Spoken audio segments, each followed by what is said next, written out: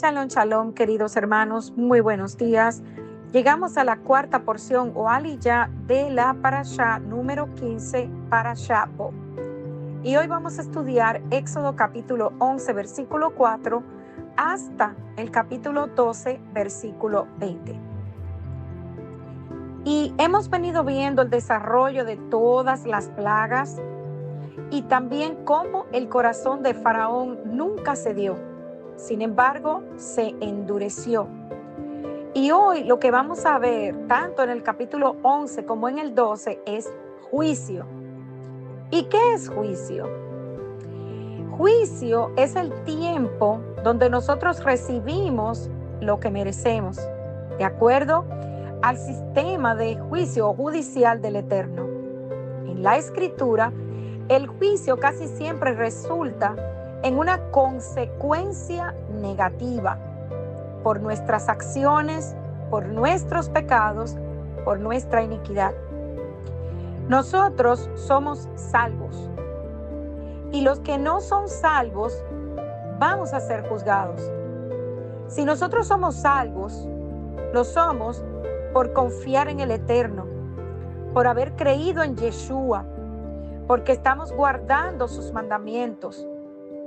Es por esto que la Escritura promete que no seremos condenados, que nosotros no seremos la razón o el foco de la furia del Eterno.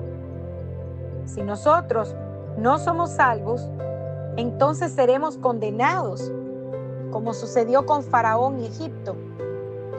Faraón y Egipto tuvieron 9 oportunidades de aceptar la voluntad del Eterno, de obedecerle y volverse a Él, de reconocer su grandeza y poderío y que no había otro Dios fuera de Él. Y este 10º golpe sobre Egipto no trae consigo una elección. Ya esto no es una advertencia, tampoco otra oportunidad para que el faraón y Egipto se arrepientan. El tiempo del cambio, de la teshuvá o arrepentimiento, el tiempo de advertencia y de tener una elección había terminado. El destino de Egipto ya estaba marcado. Y esta última plaga, la 10ª, es igual a lo que sucede cuando nosotros morimos y luego estamos delante del Eterno. Algunos van a vivir para siempre en la oscuridad. Recordemos la palabra Hosek, esa oscuridad pesada que se podía palpar, esa oscuridad espiritual. Pero otros van a vivir por siempre en la luz, en la iluminación, en el or. Y de esta condición, ya sea luz o oscuridad, no habrá cambio, no habrá oportunidad para cambiar. Entonces, en los 3 primeros versos del capítulo 11, eran para Moisés antes o durante la última audiencia que tuvo Moisés con el faraón. En otras palabras, cuando estudiamos el capítulo 10 del libro de Éxodo, después de que Faraón llamó a Moisés, cuando el Eterno cubrió a Egipto con esa oscuridad densa, ojo sec, esa oscuridad espiritual, y no con oscuridad visual como aprendimos. Luego, cuando Moisés rehusó la oferta del faraón para que todo Israel saliera con la condición de dejar el ganado en Egipto, Faraón le dijo unas palabras a Moisés en un arranque de ira. Le dijo que no regresara más. Bueno, ahora en Éxodo 11:8 vamos a ver la misma conversación. Y ahora es Moisés que le contesta con ira, con furia al faraón. Y nosotros vemos que no solo Moisés rehusó la oferta del faraón, sino que Moisés le dijo que esa noche, acerca de la medianoche, todos los primogénitos de Egipto iban a morir. Eso incluía, de acuerdo al versículo 5, hasta el ganado. Pero los israelitas no iban a ser afectados, ni ellos ni su ganado. Y después de este terrible juicio, el Eterno ahora dice al faraón que los dejaría ir. El Eterno le dijo a Moisés, el faraón los dejará ir. De hecho, él los va a sacar fuera de Egipto. Pero antes de que Israel salga, ellos deben pedirle a Egipto que le den oro y plata. Y ellos van a obtener todo lo que pidan.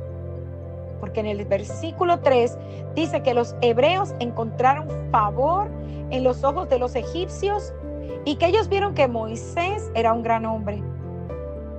Y la traducción aquí toma todo lo que quieras. Nosotros no podemos pelear con Moisés o con su Elohim, con su Dios. Solo váyanse. Para la mayoría de la gente egipcia, Moisés era un hechicero poderoso, mucho más poderoso que los magos de Egipto. Ellos no tenían interés en probarlo más. Y francamente, esto no era nada diferente a la perspectiva de Egipto, que si un ladrón pone un cuchillo en la garganta y era algo fácil, porque cuando el ladrón te pone el cuchillo en la garganta, o toma el dinero, tus posesiones, o te mata. Entonces, en este día, era como que ya los egipcios estaban rendidos. Ellos se vieron asaltados como si fuera un robo. Ya no tenían fuerzas para luchar.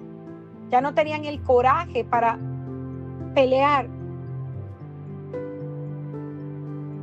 Entonces, vemos, hermanos, y no podemos dejar de ver lo que está sucediendo aquí a fondo. Esta decisión del Eterno de aplastar a Egipto y luego entregar oro y plata al pueblo de Israel. ¿Será que el Eterno es injusto? No, amados hermanos. Fueron años de esclavitud.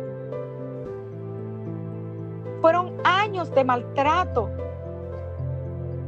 La verdadera justicia es que el pueblo de Israel saliera de Egipto con algún pago por todas las atrocidades y el maltrato que sufrieron.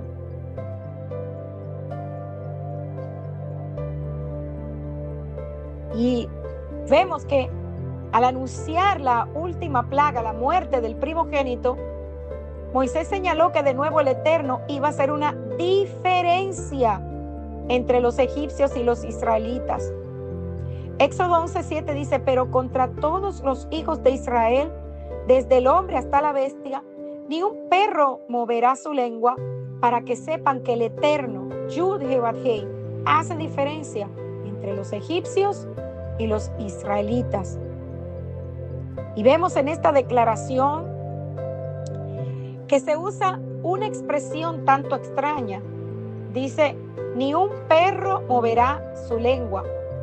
En otras palabras, ni siquiera los perros van a ladrar cuando oigan a los miles de israelitas salir de Egipto. O sea que ni ellos, es lo que quiere decir esta expresión, se iban a oponer a la salida de Israel de Egipto.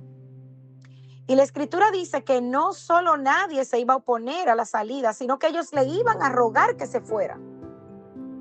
Y al final iba a quedar claro que la libertad de Israel no se debió ni a la bondad ni la misericordia del faraón, que los dejaría libres, no, sino que esa libertad vino por la mano poderosa de Yud-Heh-Vav-Heh. Éxodo 11, del 9 al 10 nos dice, y el Eterno dijo a Moisés, Faraón no los oirá, para que mis maravillas se multipliquen en la tierra de Egipto. Y Moisés y Aarón hicieron todos estos prodigios delante de Faraón, pues el Eterno había endurecido el corazón de Faraón y no envió a los hijos de Israel fuera de su país. Y es interesante, hermanos, que desde la perspectiva espiritual, el Eterno no hace acepción de personas. Pero aquí en esta plaga, el Eterno hizo una distinción entre Israel y Egipto. Y cuando el Eterno continúa recordando algo en la Escritura para nosotros, debemos prestar atención. Nunca pensemos, hermanos, que esta separación de Israel del resto del mundo es porque Israel es mejor que las demás naciones, o que esta separación ha cambiado o ha llegado a ser objeto de un cambio, una sustitución, o que es algo obsoleto. No, amados hermanos. El Eterno separó a Israel para que ellos sean luz en las naciones y para que ellos dieran a conocer al Eterno a las naciones.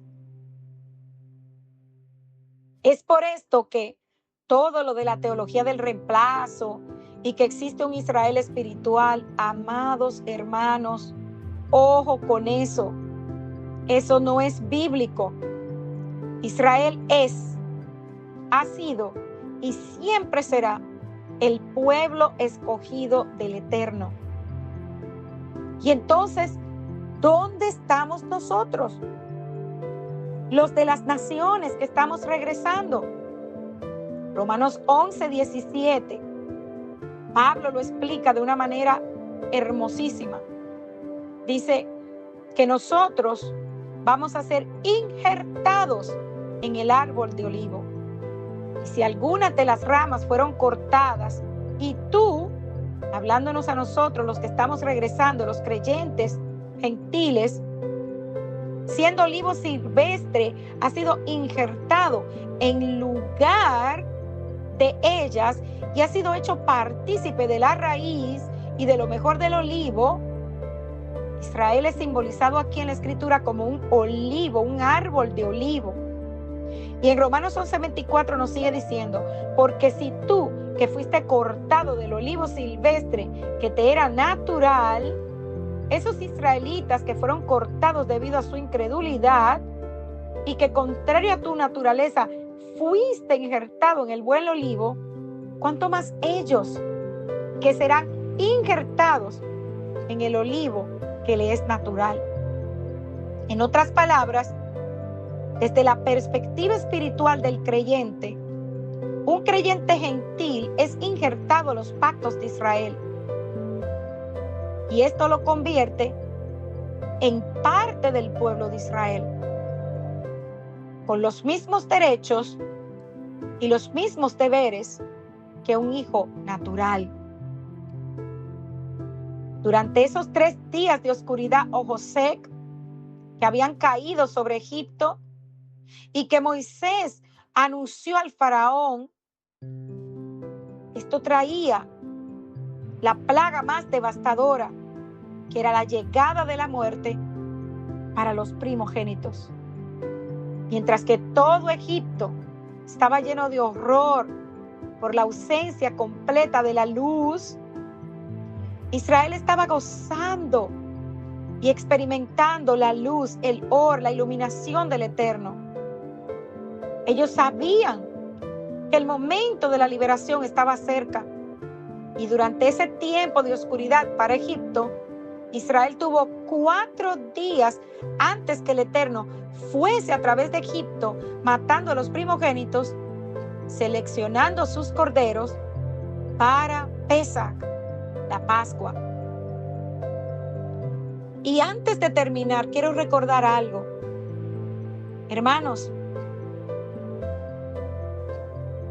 en el año 30, después de Yeshua, en Jerusalén y en la Pascua, Yeshua completó su cena de Pascua en compañía de sus 12 discípulos la noche antes, y luego fue clavado y crucificado en esa cruz. Pero antes de que la muerte se lo llevara, tenemos que recordar algo que sucedió aquí. Y es que la tierra de repente se cubrió en una gruesa y aterradora oscuridad. Nuevamente, el mundo experimentó esa oscuridad, ese Josec.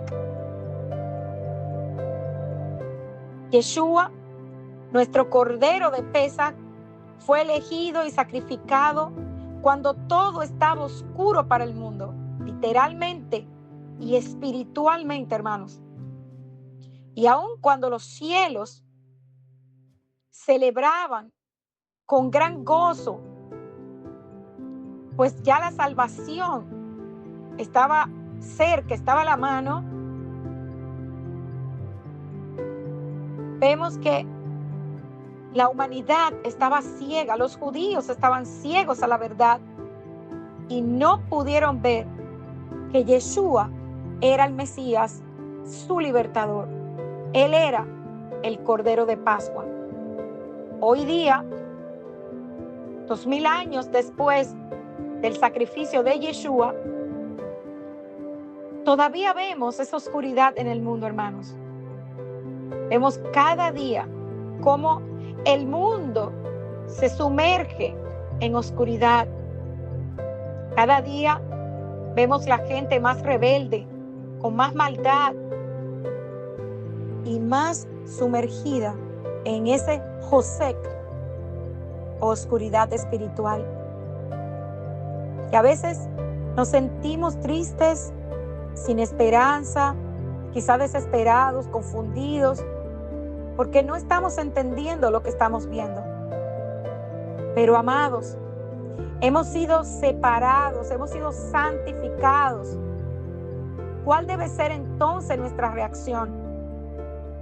Debemos estar gozosos como los israelitas en Egipto, celebrando, porque sabemos que en medio de la oscuridad, nuestra Yeshua, nuestra salvación, está próxima a llegar. Y amados, el relato de esta porción dice que el corazón abierto para darles estos bienes que los egipcios estaban entregando a los israelitas contrasta con el corazón duro para dejarlos ir. El Eterno puso gracia en el pueblo de Israel al momento de solicitar no salir con las manos vacías. Y esta entrega de bienes no era solo un acto de justicia laboral por los años de explotación y de esclavitud, sino que el Eterno tenía algo mucho más importante. Él ya tenía contemplado que eso les serviría al pueblo para la construcción del tabernáculo en medio del desierto. Shalom, shalom.